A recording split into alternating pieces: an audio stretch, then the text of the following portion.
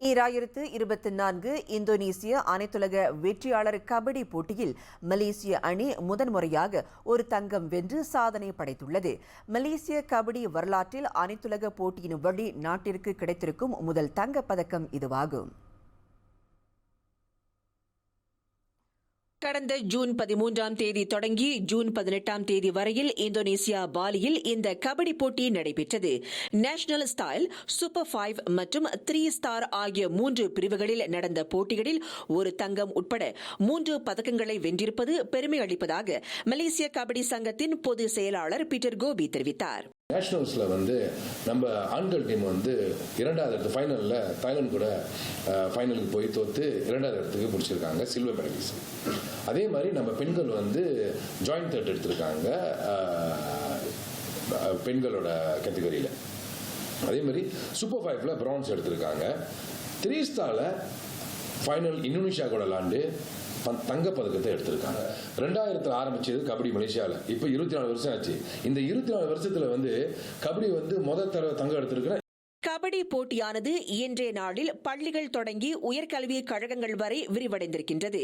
அதோடு மலேசியாவில் பல சவால்களுக்கு மத்தியில் ஒரு நிலையான இடத்தை பிடித்திருக்கும் கபடி அணி அனைத்துலக அளவில் வெற்றி அடைந்திருப்பது இந்திய சமுதாயத்திற்கும் நாட்டிற்கும் கிடைத்த ஒரு சாதனை என்று பீட்டர் கூறினார்.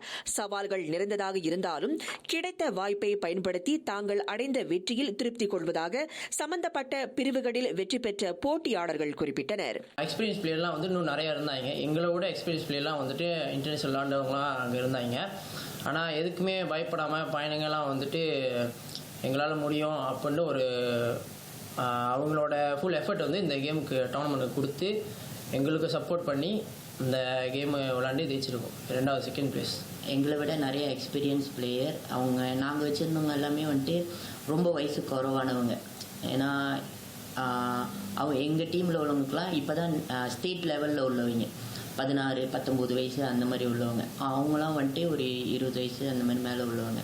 ஸோ அப்படி இருந்தாலுமே குறைஞ்ச காலகட்டத்தில் எங்களோட coach Palani sir, Vimal sir எல்லாமே எங்களை ட்ரெயின் பண்ணி அவங்க சொல்லி கொடுத்த மாதிரி விளாண்டு நாங்கள் கோல்டு அச்சீவ் பண்ணது ரொம்ப பெருமையான ஒரு விஷயமா இருக்குது.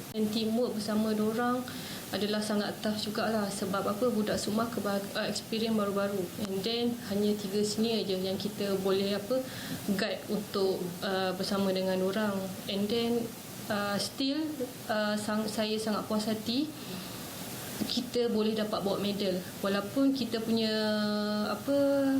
orang punya fizikal ada yang tinggi tapi mostly kebanyakan junior kita orang kecil-kecil sikit.